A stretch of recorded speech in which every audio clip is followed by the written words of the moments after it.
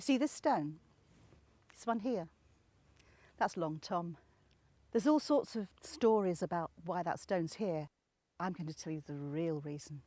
Long Tom, well, he was a gamekeeper from these parts. And one evening, he was coming back across the moors here, down from the village there, from the pub, where he'd spent the evening, wandering across the moors here, looking at all he surveyed. Well, he was the gamekeeper. But you know, Tom had a dark secret. He was also the local poacher. And if it got known that you wanted a rabbit for a pie or a hare for jugging, then it would be his expertise that laid it on your doorstep and his hand that knocked softly on your door to tell of its arrival. Well, he came back this evening, walking back towards his home over by the hurlers there, when he was stopped by a voice coming out of the night. "Good evening, Tom," the voice said. Tom spun round. He could see nobody. There was no shadow to say anybody was about. "Good evening, Tom," said the voice. And out of the darkness came a man in a tall black hat and a long black cloak. "Good evening, Tom," he said for a third time. "I understand, Tom, that you're the person I should talk to should I need to get a few little bits of sport of a night. Is that correct?" Well, you know, Tom was completely mystified because everybody knew he was the gamekeeper, and yes, okay, people did understand that sometimes if you needed a little extra, he was the poacher as well.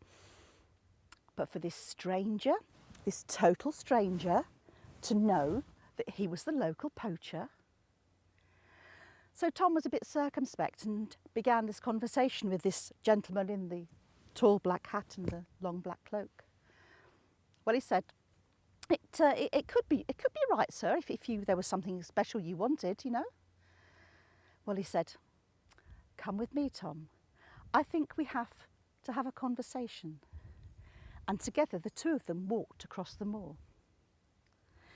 "Tom," said the gentleman, the dark stranger, "I hear that you can take more souls in a night than anybody else in the area." "Oh, of course I can," said Tom. "Of course I can. I can get you anything you like. I can get you rabbits, I can get you game, I can get you deer. What is it you would like, sir?" "Ah," he said, "I think, Tom, we have a wager, and the wager shall be whoever can collect more souls in one night is the winner."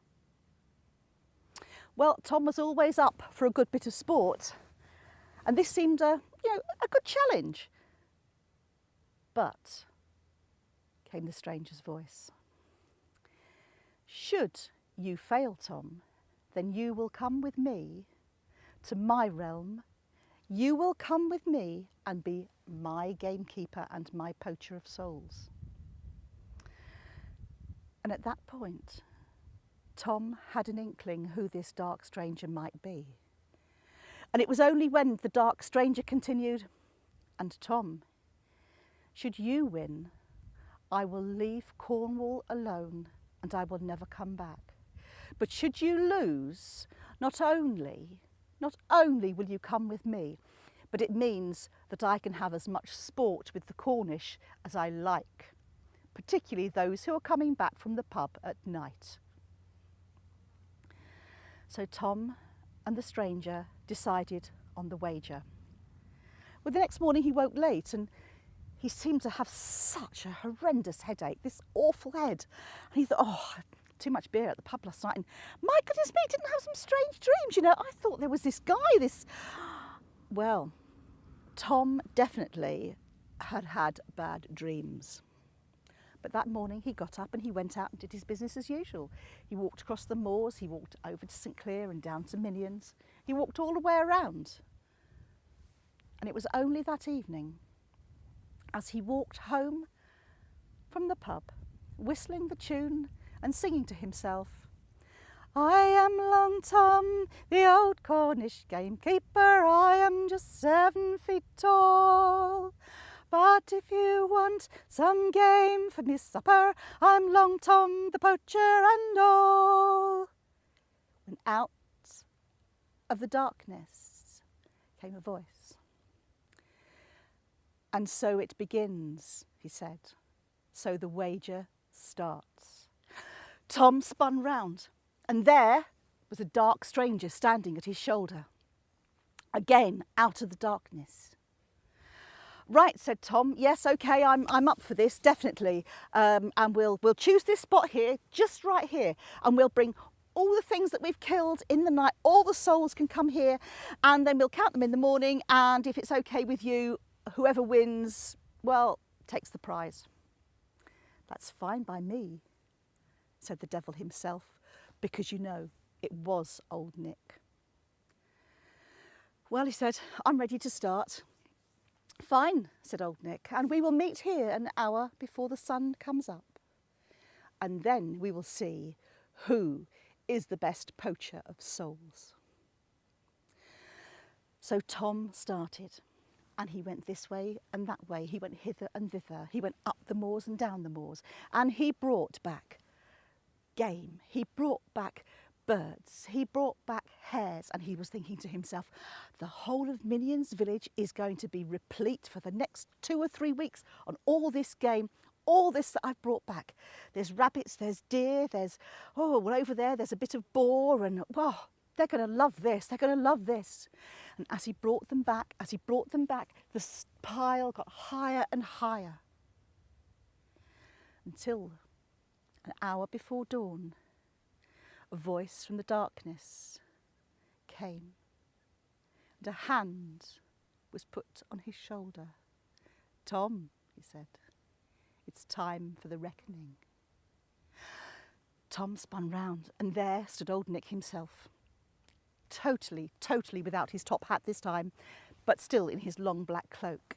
And he bowed to Tom and said, we're ready to count. Well, said Tom, look, it's all right, because look, here's my pile, it's fine. And where's your pile? There's nothing here. Nowhere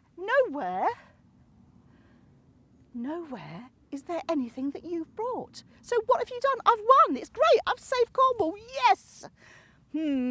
Said old Dick himself. Just listen, Tom, just listen.